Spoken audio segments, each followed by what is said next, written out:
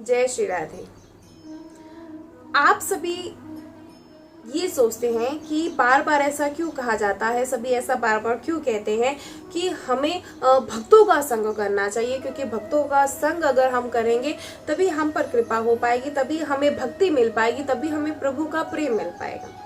एक दृष्टांत की सहायता से आपको समझाना चाहेंगे। एक सेठ होता है, उसके पास बहुत धन होता है, लेकिन उसके पास पुत्र नहीं होता। तो उसकी एक इच्छा रहती है कि और वो प्रभु से प्रार्थना करते हैं कि मुझे एक पुत्र की प्राप्ति हो। तो एक दिन उनकी भक्ति से प्रसन्न होकर उनको नारद जी के दर्शन होते हैं। तो जब उन्हें श्री नारद जी के दर्शन होते हैं तो वो नारद जी से कहते हैं कि नारद जी आप हमें पुत्र का वरदान दीजिए। तो नारद जी कहते हैं कि पुत्र का वरदान देना तो मेरे हाथ में नहीं है, हाँ लेकिन एक कार्य मैं अवश्य कर सकता हूँ कि मैं प्रभु से तुम्हारी बात जरूर पहुँचाऊंगा, जो तुम्हारी इच्छा है वो प्रभु तक हम जरूर पहुँचाएंगे। नारद जी पहुँचते हैं प्रभु के पास। तो जैसे ही प्रभु के पास जाते हैं तो पूछते हैं प्रभु से कि प्रभु ऐसे एक ये सेठ है और इनको पुत्र चाहिए। तो प्रभु कहते हैं कि इस सेठ को तो 7 जन्म तक इसे पुत्र नहीं मिल सकता। इतना सुनते ही नारद जी दोबारा से उस सेठ के पास जाते हैं। सेठ शांत हो जाता है। तो इसके बाद एक बार उसी गांव में एक संत आता है और वो संत क्या आवाज लगाते हैं कि अगर कोई मुझे 1 रोटी देगा तो मैं उसे 1 पुत्र दूंगा, अगर कोई 2 रोटी देगा तो मैं उसे 2 पुत्र दूंगा, इसी प्रकार अगर कोई 3, 4 या 5 कोई भी ऐसा।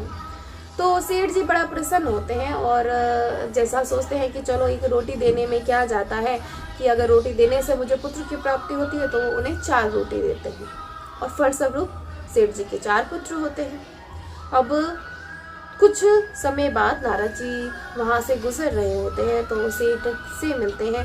तो सेठ अपने बालकों से कहते हैं, उन्हें दंडवत प्रणाम करते हैं। तो नारद जी पूछते हैं कि ये 4 पुत्र किसके हैं। तो सेठ जी कहते हैं ये पुत्र किसी और के नहीं, ये मेरे ही पुत्र हैं। कि और सारा वृतांत बताते हैं कि ऐसे एक संत आए थे और उन्होंने ऐसा कहा तो मुझे पुत्र की प्राप्ति हुई, पुत्रों की प्राप्ति हुई। नारद जी को बड़ा ही अचंभा होता है और प्रभु के पास पहुंच जाते हैं। अब हमारे प्रभु तो सर्वज्ञानी, सब जानते हैं और प्रभु से पूछते हैं। तब प्रभु समझ जाते हैं कि अब इन्हें ऐसे नहीं समझाया जा सकता। तो पेट दर्द का बहाना करते हैं कि मेरे पेट में बहुत ही ज्यादा दर्द हो रहा है। और नारद जी पूछते हैं कि आप कोई उपाय बताइए, हम आपको अभी किसी वैद्य को बुला के लाते हैं, आपको औषधि दिलवाते हैं। तो प्रभु कह देते हैं कि ऐसे नहीं हो पाएगा। अगर अगर भक्त अपना कलेजा हमें दे देगा तभी हमारा ये पेट का दर्द जा पाएगा। अब इतना सुनते ही नारद जी ढूंढने निकल जाते हैं उस भक्त को, लेकिन नारद जी भूल जाते हैं वो स्वयं ही भक्त है, इतना उन्हें ध्यान ही नहीं रहा। और जब ढूंढते हैं सब जगह पूछते हैं कि किसी का कलेजा मिल जाए तो प्रभु का दर्द दूर हो जाएगा, तो उन्हें कोई भी नहीं मिलता।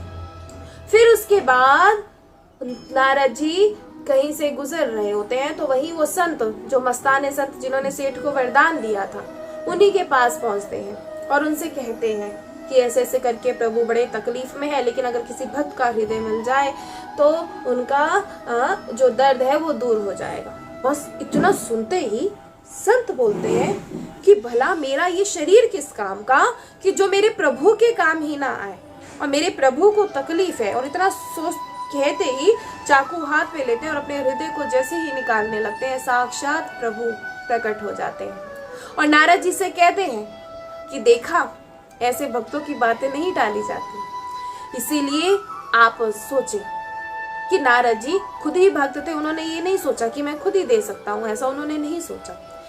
इसीलिए आप सभी से कहा जाता है कि भक्तों का संग करें।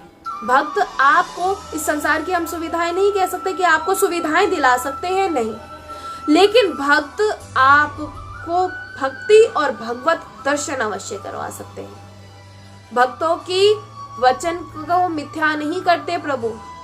अगर भक्त कोई वचन कह दे, किसी से कह दे कि अगर आप सोचें कि कृष्ण को कैसे देखें, हम अपने ठाकुर जी को कैसे देखें, तो एक ही हमारे पास उत्तर है, तो जाइए मीरा जी से कहिए, क्योंकि भक्त ही आपको प्रभु से मिला सकते हैं, भक्त ही आपका साक्षात भगवत दर्शन करा सकते हैं। इसीलिए कहा जाता है कि भक्तों का संग करें। संसारी लोगों का संग करने से बेहतर है भक्तों का संग करें और प्रभु की भक्ति और भगवत दर्शन प्राप्त करें। जय श्री राधे।